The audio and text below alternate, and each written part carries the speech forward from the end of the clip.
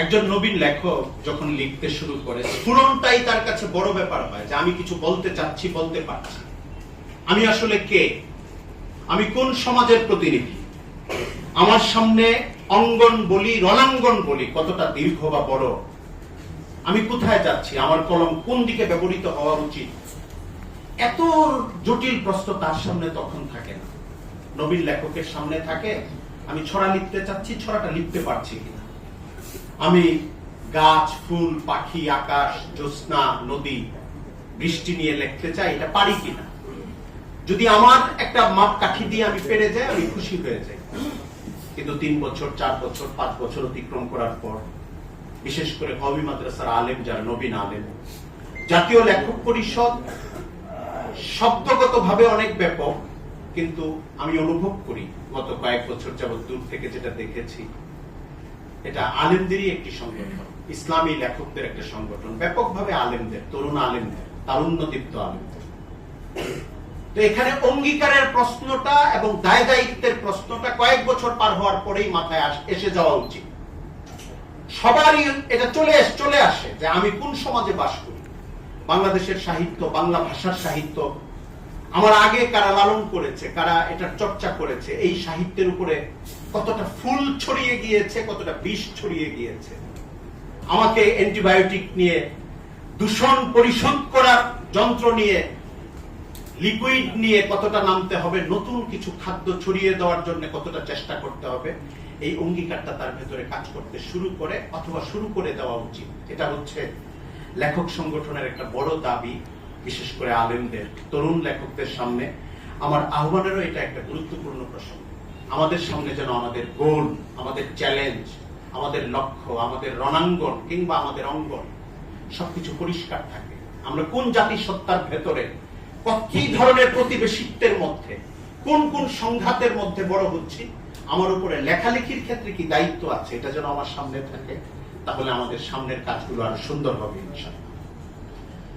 লেখালেখি নিঃসন্দেহে একটা বড় শক্তি, আল্লাহ তাআলার পক্ষ থেকে বড় নেয়ামত, বড় আমানত। আমরা আমাদের অনাগত সময়ের যে জীবন, যে সময় পাবো, এটা আমাদের লক্ষ্য রাখতে হবে যে এই নেয়ামত, স্পেশাল যে নেয়ামত আল্লাহ আমাকে দান করেছেন, আমি যেন এটার কদর করি।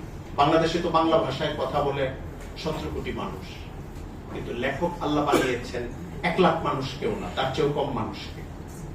তার মধ্যে আলেম লেখক 5,000 মানুষও না, তার চেয়েও কম মানুষ। তো আল্লাহ কেন বানাইলেন?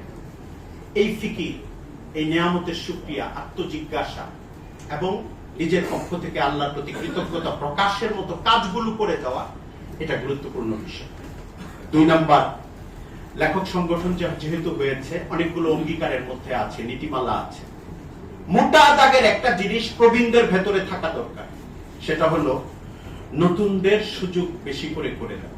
যারা মাত্র হাঁটতে শুরু করেছে, পথ চলতে শুরু করেছে, এই নবীন আর প্রবীণের ভাগ আমরা কিভাবে করব? এটা বয়সে করতে পারি, লেখকের পথ চলায় করতে পারি, লেখকত্বের। এটা যে শুধুমাত্র সেন্ট্রাল কমিটিতে যারা আছেন তারা প্রবীণ, আমি মফস্বলে আছি, আমি নবীন, ব্যাপারটা এমন না। এমন হতে পারে অনেক সময়, আমার অভিজ্ঞতা দিয়ে আমি দেখেছি। আমার বয়স 53 বছর, মাওলানা মঞ্জুর ভাইয়ের বয়স 60-এর কাছাকাছি হওয়ার কথা। মঞ্জুর ভাই কত? 63। আল্লাহ আরো হায়াত দারাজ করুন। আমি ভেবেছি 60-এর কাছাকাছি, উনি অলরেডি 60 পার হয়েছে। আমি এটা দেখেছি যে কোন প্রবীণ যদি মনে করে যে আমি নতুনদেরকে লালন করব, তৈরি করার পেছনে একটু শ্রম দিব। লেখক আসলে যন্ত্রের মতো না, এটা ফ্যাক্টরিতে ঢুকিয়ে দেব, কিছু যন্ত্রপাতি লাগিয়ে দিব, লেখক হয়ে যাবে, ব্যাপারটা এমন না, কোশ্চিন কালেও না। লেখক আসলে নিজেই হয় মানুষ। লেখকত্বের 90% গুণ নিজের ভেতরেই থাকে, কিন্তু একটু আয়োজন করে দেওয়া, একটু সুযোগ করে দেওয়া, একটু পরিপালন করা, একটু মাথায় হাত রাখা, একটু আঙুল ধরে টান দেওয়া, একটু তার দুঃসময়ে তার চিন্তায় সহযোগিতা করা, তার পথ চলার সময় তার পাশে থাকা, এই কাজগুলো করলে ওই লেখক তার বেড়ে ওঠাটা সহজ হয়। এটা করলে যেটা হতে পারে সেটা হলো, আমি শরীফ মোহাম্মদের সফর প্রায় শেষ, মঞ্জুর ভাইয়ের সফরও প্রায় শেষ। আগামী প্রজন্মে এমন হতে পারে, যদি আমাদের বয়সের যারা, তারা সহযোগিতা করি, আমাদের 5 জন জোড়া দিলে যে শক্তিমান লেখক হতো, ওইরকম লেখক আমাদের সামনে হয়তো বসে আছে, আমরা তাকে চিনি। বাংলাদেশে ইসলামের পক্ষে, ইলমে দ্বীনের পক্ষে, উলামায়ে কেরামের পক্ষে অনেক শক্তিমান, অনেক সাহসী, অনেক চ্যালেঞ্জকে বরণ করার মতো, এবং কলমের শক্তি, বাক শক্তি অনেক মজবুত, এমন ডজন ডজন লেখক আমাদের দরকার। এটা তৈরি হবে যদি আমরা নতুন প্রজন্মকে, নতুন লেখকদেরকে বাস বিচারহীন ভাবে সহযোগিতা করতে থাকি। হযরত প্রফেসর হামিদুর রহমান সাহেব একটা গল্প করতেন, সেটা ইমাম গাজালি রহমতুল্লাহ আলাইহির সেই মশহুর গল্প যেটা আমরা ছোটকাল থেকে শুনে এসেছি।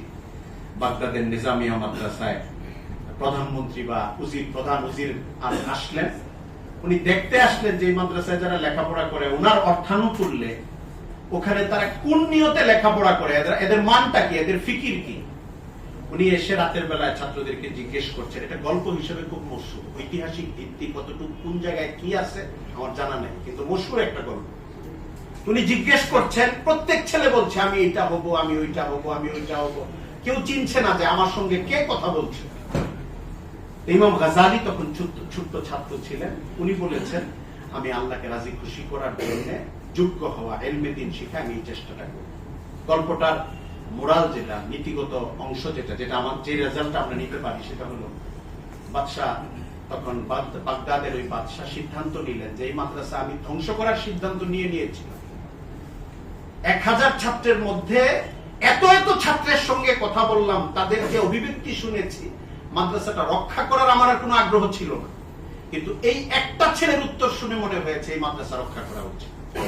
অর্থাৎ 1000 জনকে আমি এই জন্য পালবো যেন একজন যোগ্য মানুষ বের হয়ে আসে।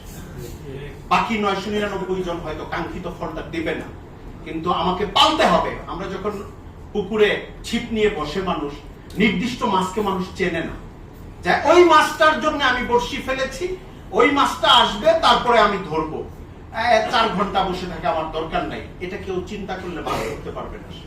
তাকে 100 মাছ তার কাছে আসবে অথবা আসবে না, এই ঝুঁকিটা নিয়ে কাঙ্ক্ষিত মাছটা ধরতে হবে।